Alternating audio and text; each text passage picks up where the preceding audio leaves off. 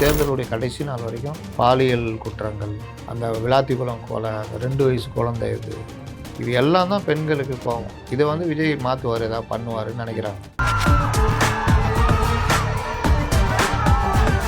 இப்போ நம்மளும் சொல்கிறது தாவேக்காக்கு அதே பாதையை தேர்ந்தெடுத்தீங்கன்னா உங்களையும் அந்த லிஸ்ட்டில் வச்சுருவாங்க. மதுவை குறைப்பதற்கு ஏதாவது பண்ணி ஆகும்.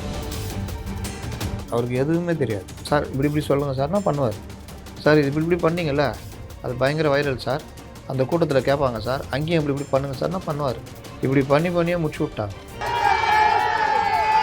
ஒரு கட்சியுடைய தலைவரும் பொதுச் செயலாளரும் தோற்ற வரலாறு இப்போ தான் பார்க்கணும். ஏதாவது ஒன்று நடந்து விஜய் வரவிடாமல் பண்ணுறதுக்கு ஏதாவது நடக்க வாய்ப்பு இருக்கா? இன்னொரு எலெக்ஷன்லாம் வராதுன்னு நான் நினைக்கிறேன். விஜய் கொஞ்சம் புத்திசாலித்தனமாக செயல்பட்டாருன்னா காங்கிரஸ், பாமக, சிபிஎம், சிபிஐ இவங்களாம் சேர்த்துட்டாங்கன்னா ஒரு அனுபவம் இருக்கும். பயம் இருக்கும். பயன்றதை விட 30 பேர் இருக்கிறாங்கன்னா 20 பேர் வெளியே போனால் கட்சி தாவல் தடை சட்டம் வராது. 30 பேர் இருக்கும்போது 10 பேர் போனால் மாட்டிக்குவாங்க. அந்த 10 பேர் பதவி போகும். பெரம்பூர், திருச்சிகளுக்கு 2துலையுமே வெற்றி பெற்றார். எதாவது ஒன்று ரிசைன் பண்ணி ஆகணும். எதை பண்ணால் நல்லா இருக்குன்னு நினைக்கிறீங்க? ஏங்க ஒரு பனையூர்கிட்ட வெளியே வராத ஆளுவர் அப்புறம் திருச்சிகளுக்கு எப்படி போவார்?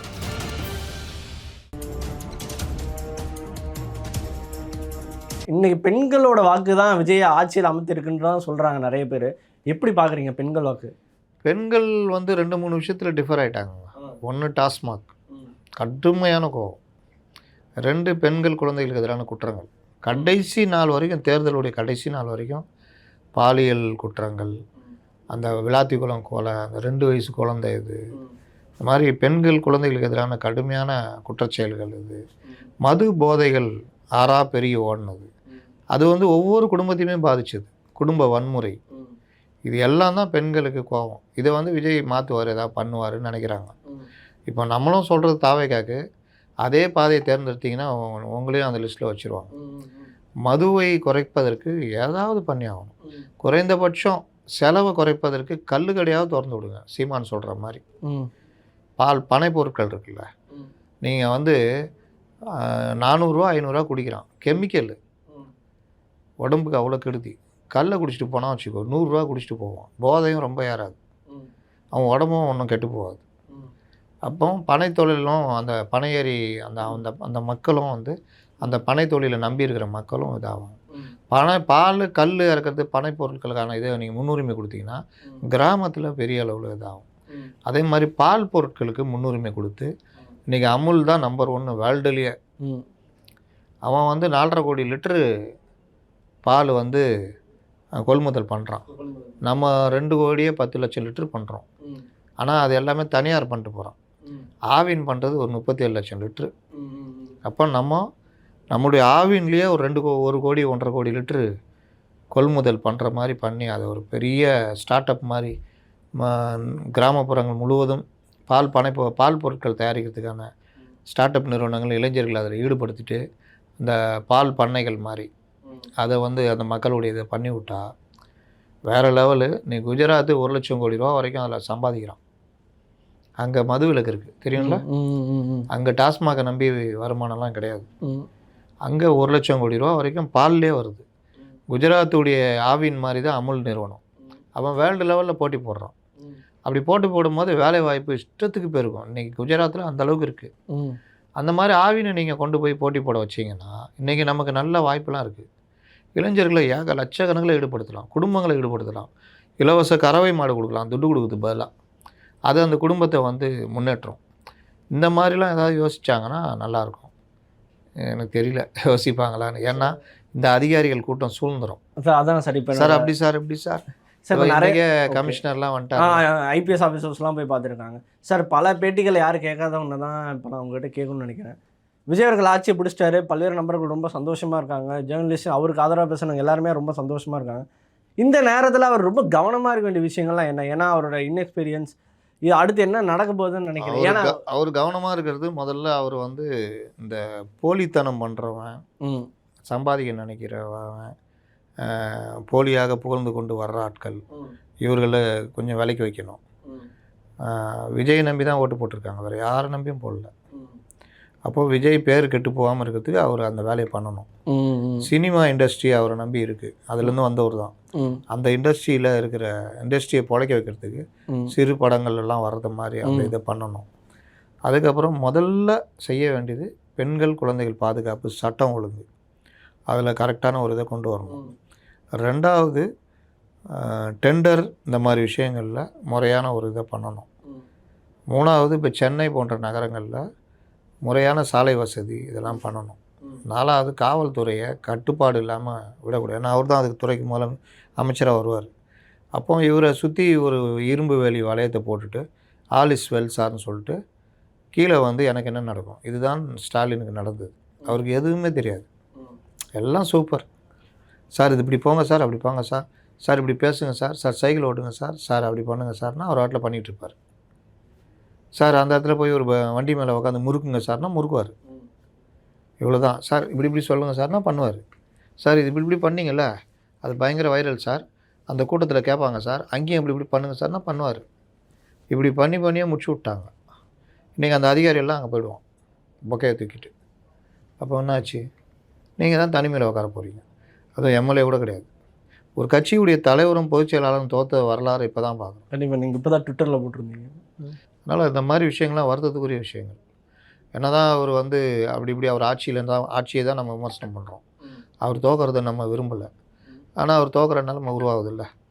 நீங்கள் அந்த ஒரு 8 கார் புடைசூழ போகிறீங்க, இப்போ போவீங்களா? இனிமேல் அந்த 8 காரம் வருமா அவங்களோட?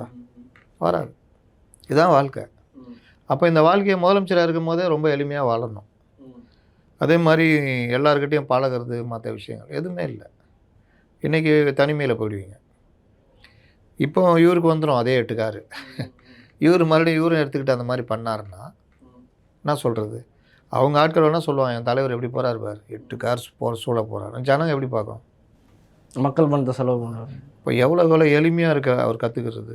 அந்த மாதிரி விஷயங்கள்லாம் வெளியில் வரணும் சார். பேட்டி கொடுக்கணும், பேசணும், பல விஷயம் பண்ணணும்.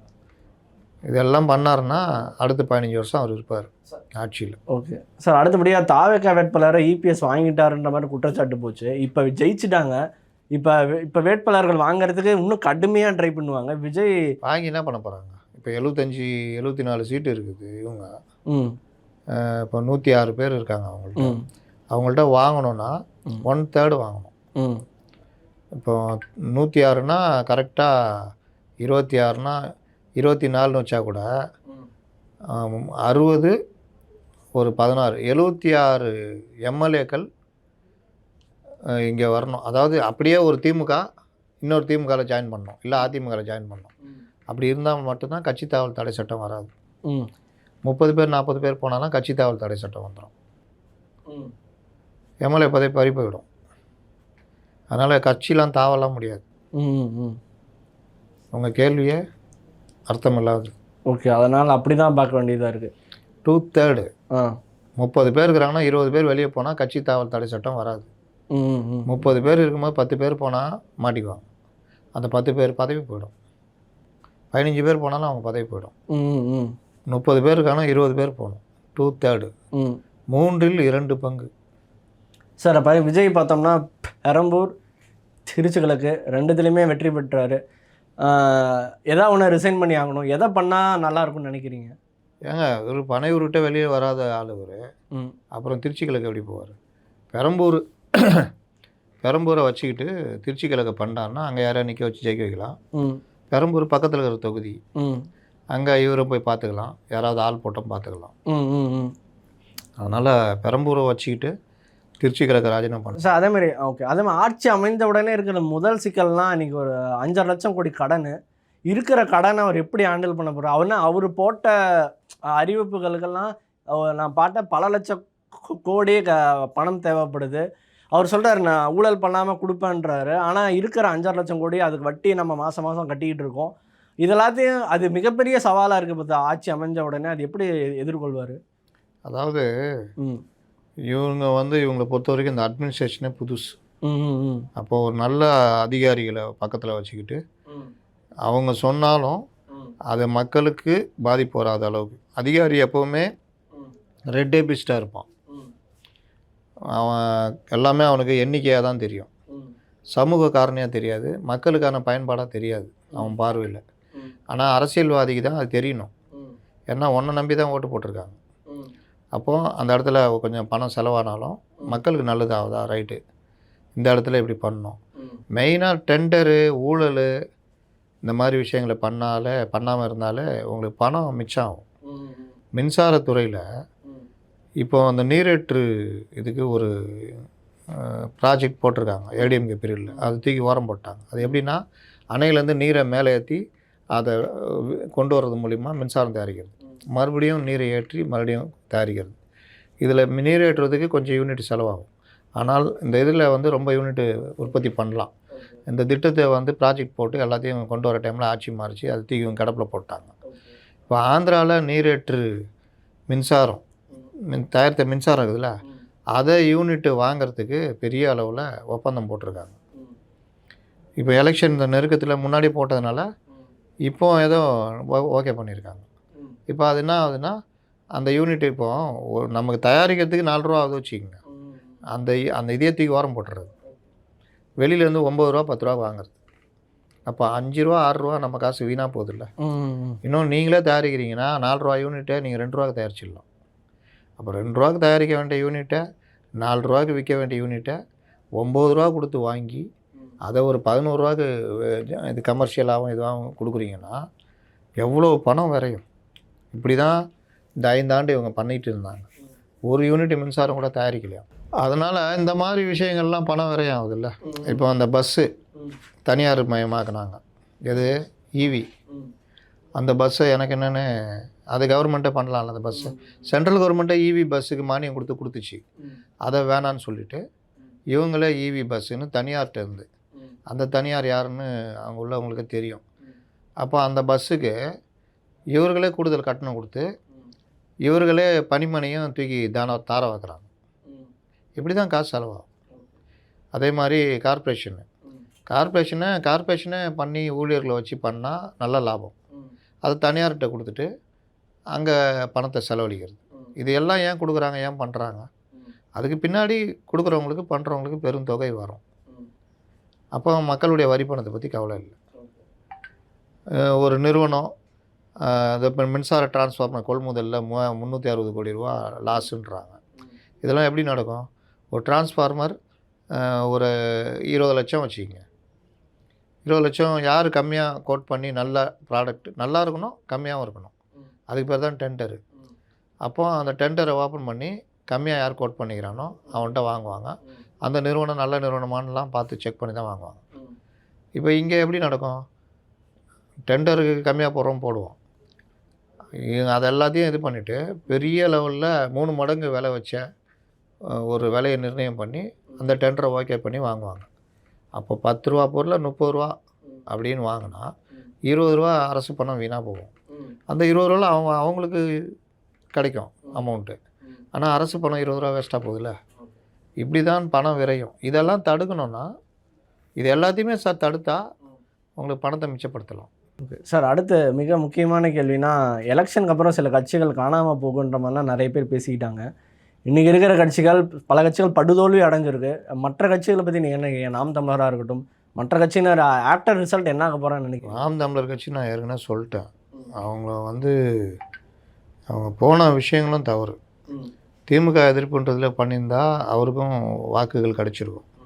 ஆனால் ஒரு கடந்த 6 மாதமாக திமுக எதிர்ப்பை கைவிட்டுட்டு எதிர்த்தாங்க.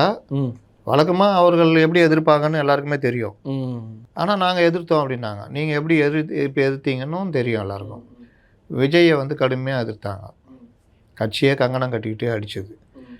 ஒரு ஆளுக்கிற கட்சி அவனை நோக்கி எல்லாரும் கை நீட்டும் போது நம்ம கூட கை நீட்டு போட்டு நம்ம அடிச்சுன்னா சாதிக்க போகிறோம். இருக்கிற ஓட்டம் போயிடும். ரெண்டாவது, இவர்களுக்கு இப்போ இந்த 3 முனை போட்டியில் கண்டிப்பாக வாக்குகள் குறையும் அப்படின்னு நாங்கள்லாம் சொல்லிகிட்டு இருந்தோம்.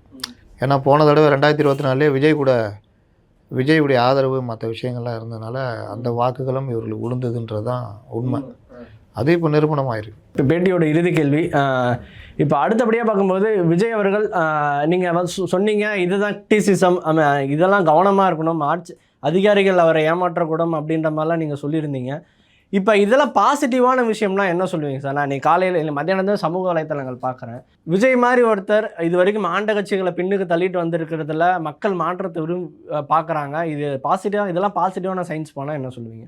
பாசிட்டிவான விஷயம்னா அதிகார திமிரு, கனிம வள கொள்ளை, மணல் கொள்ளை, இயற்கை வள கொள்ளை, ஊழல் முறைகேடு, அதை நியாயப்படுத்துறது, லாக்அப் டெத்து, காவல்துறை விஷயம், பொதுமக்களுடைய அதிருப்தி, எதை பற்றியும் கவலைப்படாமல் ஆட்சி பண்ணிவிட்டு அதை மறைக்கிறதுக்கு பாஜகவை எதிரியாக நிறுத்துறது, தமிழ்நாட்டுடைய வளர்ச்சிக்கு எதுவுமே பண்ணாமல் பண்ணது, இப்போ சென்னையில் ரேஸ் நடத்துனது, இந்த மாதிரி தன்னுடைய சொந்த சுயநலத்துக்காக பண்ணது, ஒரு கூட்டத்தை வளர்த்து வச்சது, தன்னை சுற்றி புகழ்கிற ஆட்களாக கூட வச்சுக்கிட்டு அவங்க சொல்கிறது தான் கரெக்டுன்ற மாதிரி போனது, இது எல்லாமே வந்து ஜனங்களுக்கு கடுமையான கோபத்தை கொடுத்தது.